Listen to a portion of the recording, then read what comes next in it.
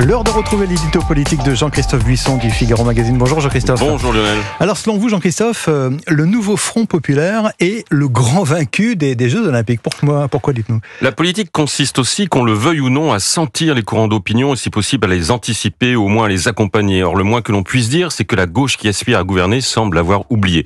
Depuis 10 jours, nos concitoyens sont passionnés par les Jeux Olympiques. Même ceux qui ronchonnaient avant le début des compétitions confessent être emportés par la vague de ferveur justement populaire, de joie partagée, de fierté nationale qui ne cesse de grossir. C'est peut-être dommage, déraisonnable ou injuste, mais c'est ainsi.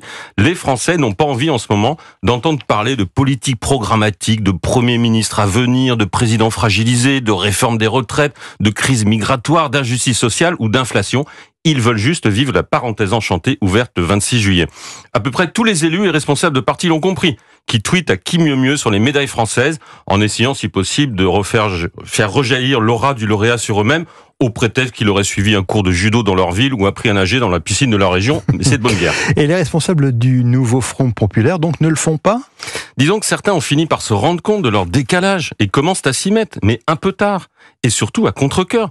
Dois-je vous rappeler que juste avant la cérémonie d'ouverture, entre deux exhortations à exclure Israël de la communauté sportive internationale, la France insoumise annonçait, par la voix de Clémence Guettet, la mise en place d'une commission d'enquête populaire sur les JO, soupçonnée pêle-mêle de dérogation au droit du travail, de paupérisation des populations, de restriction des libertés publiques, de dégâts écologiques et j'en passe. Socialistes, écologistes et communistes dénonçaient de leur côté la promotion à venir du sport business, le piétinement de l'esprit olympique supposé vendu aux puissances d'argent, et le jour de la cérémonie, les comptes X des Insoumis clignotaient essentiellement pour s'enthousiasmer à l'apparition d'un drapeau de la Palestine. Avec les premières médailles françaises, les Marseillaises chantées à tue-tête, les drapeaux tricolores agités partout, il est devenu clair que cet argumentaire tombait très très loin à côté de sa cible.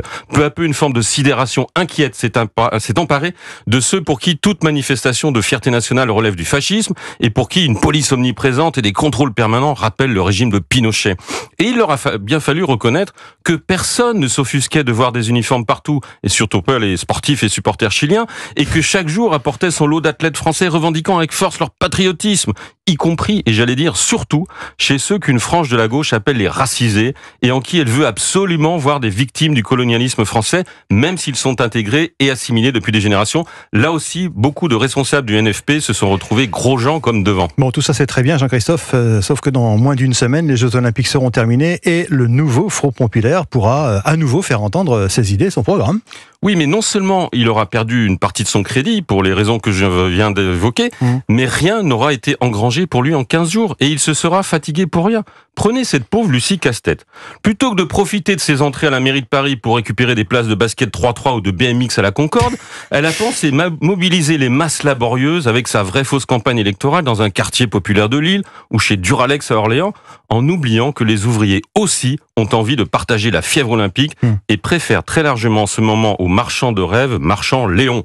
Résultat, personne n'a vraiment prêté attention à ces initiatives, à se demander si dans Nouveau Front Populaire, il n'y a pas un mot en trop, populaire. Signature Europe 1, Jean-Christophe Buisson du Figaro Magazine, et bien justement le député